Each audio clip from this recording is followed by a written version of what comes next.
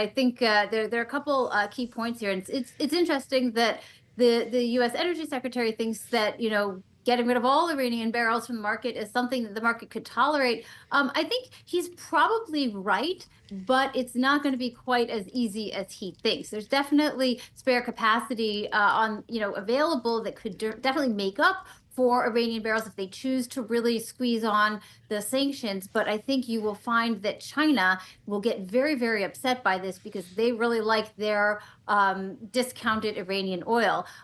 But given that President Trump seems to want to negotiate all things with China, I'm sure that this is also up for negotiation. Maybe if China agrees to buy less Iranian oil and really help squeeze Iran, President Trump's willing to make changes in the tariff regime there. So I wouldn't be surprised if it's all together, it's all lumped together, it's all up for negotiation. I do think that when you look at maybe a potential for more Iranian barrels to come on the market down the line, say after some kind of an agreement, that's something that the oil market and the global market's going to have to work out. It would be great if that happened in conjunction with an economic boom where demand is trending higher than opposed to right now where we're not really so sure. Ellen, I was struck, I don't know if you were, by what we heard there from the Energy Secretary at the end of those comments. He says he doesn't have a price in mind and there's no formula for a good oil price. I'm surprised only because he was the CEO of Liberty Energy and has spent his whole career in the energy business. I would assume that he would have some sense of that.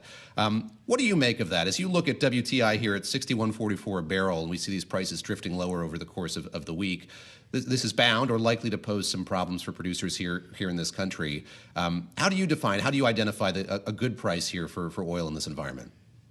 I think the Energy Secretary was giving the Ali Naimi answer, and everyone would ask him. He used to be the energy, for Saudi Arabia and the CEO of Aramco, and he would say, if I knew what oil prices would be, I'd be in Vegas, or there is no perfect oil price. So he was really channeling that. He definitely has an optimal oil price in mind. The question is it the optimal oil price for consumers or the optimal price for producers? And those are two very different things. And so right now, U.S. producers are not really liking oil prices right now. They'd rather see things higher, particularly because their costs are increasing. The cost to complete a well has just gone sky high with all of these tariffs on steel and in particular the tubular goods that they need to complete wells. And so, with prices trending lower, they're going to have to ask themselves, is it really worth it to complete this well here at current prices? And so those are some hard decisions that producers are going to have to make, and every producer has a different price point at which it makes sense. Smaller producers, they're going to be the first to shut in. Larger producers like Exxon, Chevron, they're going to be able to keep going for longer. Well, so is what I'm hearing from you, Ellen, that this notion of unleashing American energy, drill, baby, drill, that's going to offset whatever cost pressures may arise, or at least a good deal of cost pressures that arise from higher tariffs on imports, that's not necessarily how this is realistically going to go down in terms of domestic production. I would say that I see drill, baby, drill and, unleashing American energy as kind of more of a long-term strategy. Right now, we're at very high levels of production. We really don't actually need any more American oil coming into production right now. But, 10, 15, 20 years down the line, we're going to need that. And the things that we can put in place now and do now are going to make it possible for us to unleash American energy dominance in 20 years. So I think that they're not necessarily meant to coexist. The low oil prices, the trade wars right now, it's really causing some pain. What producers would really like now is some reassurance from the Trump administration that this is a temporary turbulence. It's going to, be behind us soon, and they're going to be able to make decisions about how to deploy capital, for the future as soon as this shakes out. As soon as this shakes out, and you've taken us right where I want to go, which is how are oil companies looking at the uncertainty we've been talking about? So kind of dovetailing this conversation about tariffs policy and this 90-day pause with your world with oil, I imagine it's having a chilling effect, as it is in many other sectors.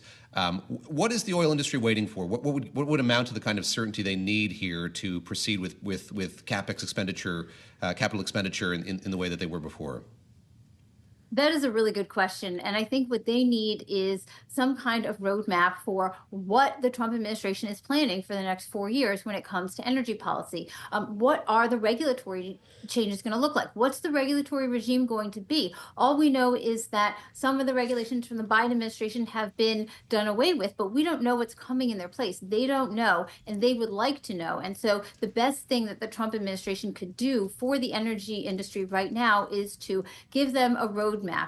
Here are the kind of permitting, things we're trying to do. We want to put in place. Here are the steps we're going to take to ensure that these changes that we're making can't be undone by a future administration. Yes, these trade issues are a big deal now, but we expect in a year or a year and a half, there's going to be a lot of American-made steel available for purchase. And here's what we're going to do to make that possible. And those kinds of things would really help the executives at these oil companies feel more secure about making decisions to deploy, capital, to say yes to that big project, to drill exploratory wells, because they will have this surety that they need that, yes, when they apply for that permit, they can expect to get it in 30 days, not a year, and not have it challenged by 10 different people.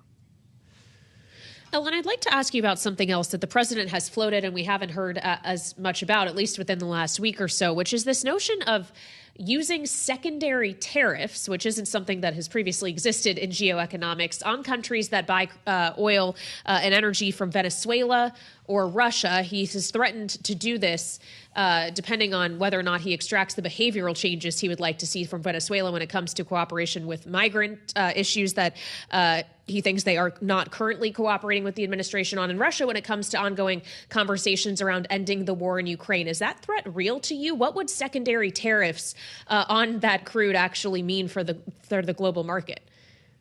Yeah, that's a very complicated question because we know what secondary sanctions means. I think that the difference that we're looking at between a secondary tariff in whatever that looks like and a secondary sanction might be that sanctions are actually really hard to enforce. So really, the way that it works is that people get scared about sanctions being enforced, and so they adhere to them. To actually enforce a sanction requires a lot of effort and time, and you've got to make a really big case. You've got to assemble a lot of evidence, and only then can you find them and get the money, and it takes a long time. With tariffs, I think the idea is that it's much quicker. You're not going to have to go through an entire process and assemble all this evidence that, he can kind of say, all right, well, I'm putting this tariff on Spain because they're buying, this thing from Venezuela, and Venezuela is not, concurring with what we want in terms of their drug policy. And because he has a lot more leeway with how to deploy a tariff, it can be deployed much faster than, say, enforcing a sanction. But I'm kind of in the same boat as you guys. We're not exactly sure what this looks like because we've never really seen it employed before.